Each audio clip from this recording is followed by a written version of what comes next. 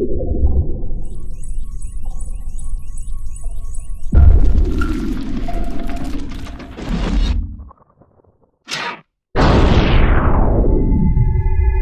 today's video, we're going to be talking about free fall. After watching this video, you should be able to describe free fall motion and explain what terminal velocity is. Now, when we talk about the acceleration due to gravity, that is a property that basically the Earth is providing. The Earth creates this gravitational field and we all are under its influence. And we've talked previously that that's represented by the symbol G. And we know that all objects on Earth, regardless of their mass, actually accelerate downwards towards the Earth at a rate of 9.8 meters per second squared. And that may not seem as intuitive as one might think. Like you might say, and there's a lot of people who would say this, that the more massive an object is, the faster it would accelerate down towards the Earth. And we know now that that's not true, that all objects accelerate down towards the Earth at the same rate. But the question is, how come this happens? Okay, and that's what we're going to try to answer today, is why is this happening? So here's an object in free fall. And you'll notice the only force acting on this object is the force of gravity, okay? And remember, in free fall, we say that we are going to ignore air resistance.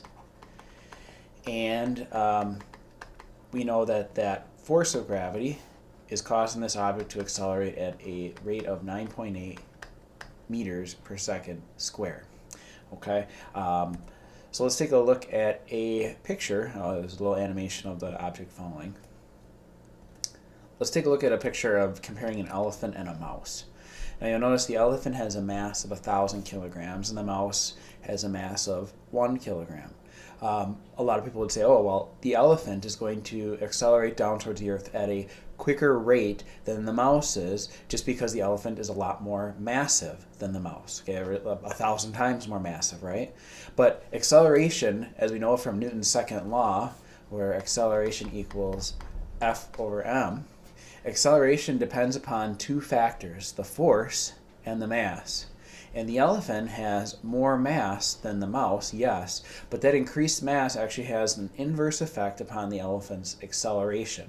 You'll notice in the formula the m is on the bottom of the fraction, and so that's actually going to cause the acceleration to decrease, because notice in this picture the elephant is experiencing a force of 10,000 newtons, which is a huge force, but because it's so massive it's divided by 1,000 kilograms, whereas the mouse is only experiencing 10 newtons of force, but it's divided by a mass of only 1 kilogram. And so if you do the math, the acceleration comes out to, this is just rounded, about 10 meters per second squared, which we are using 9.8 meters per second squared. And just so you guys are aware, in some physics courses, they will just use 10 meters per second squared just to make the math easier. I try to use 9.8 because I think that's what you'll be using in future physics courses. So I try to use what you'll use later on. Okay, so this ratio of F net over m is sometimes referred to as the gravitational field. So all objects on Earth will experience 9.8 newtons of force upon every 1 kilogram of mass. Okay. We may say, what about air resistance? Right? Air resistance is basically going to be the result of air molecules colliding with the object as it's falling down towards the surface of the Earth. And factors that do affect air resistance would be the speed of the object and the area of the object. So the faster you go, the more air resistance you experience, and the larger the object, the more air resistance you would also experience. As an object falls, it picks up speed, and so an increase in speed leads to an increase in air resistance, right? Well, eventually, the force of air resistance becomes large enough to balance the force of gravity. That downward pull is balanced by the force of air resistance. At that moment, or at that instant, the net force on the object is actually 0 newtons. Okay, it's no longer accelerating anymore down towards the Earth. So if you jump out of a plane, you're going to accelerate down towards the Earth up to a certain point. At some point, the air resistance is going to balance out your acceleration, and then you're no longer going to be speeding up. You will hit something called the terminal velocity. Okay, you won't go any faster. You're still falling really fast, but you're not going to accelerate any quicker. So here's a little picture of that happening. In diagram A, the skydiver just jumped out of the plane, and so he's experiencing a 833 Newton force downward, so he's accelerating downwards towards the Earth.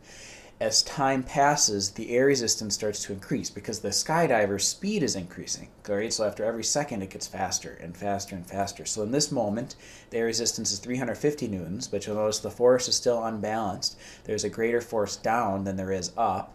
And at this instant, the air resistance is 700 newtons, but again, the forces are not balanced because the force of gravity is 833 newtons. Still, you'll notice force of gravity never changes in all these pictures.